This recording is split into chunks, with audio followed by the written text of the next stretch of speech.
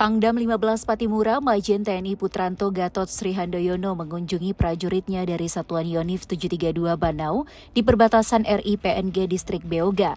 Kunjungan ini dalam rangka memberikan dukungan bagi prajurit yang bertugas di medan operasi. Dalam kunjungan ini, Pangdam langsung mengecek kondisi logistik yang dimiliki oleh Satgas. Di hadapan para prajurit, Pangdam mengatakan para prajurit untuk tetap melaksanakan tugas operasi di daerah terpencil dan memiliki akses transportasi yang sangat terbatas.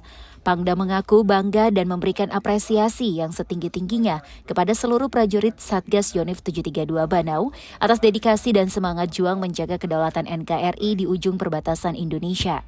Kondisi medan yang berat dan akses yang serba terbatas bukanlah halangan bagi para prajurit untuk menjalankan tugas dengan baik.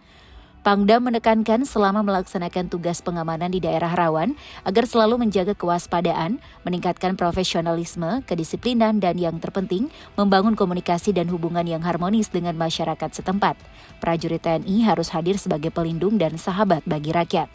Terkait logistik dan fasilitas, Pangdam akan terus berupaya meningkatkan dukungannya karena kesejahteraan dan keselamatan prajurit adalah prioritas, sehingga tugas-tugas operasional dapat berjalan dengan lebih optimal.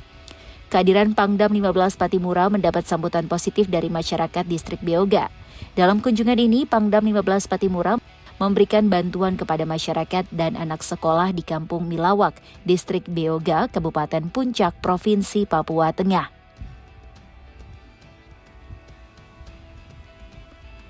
Panileta Hidan Sinta melaporkan.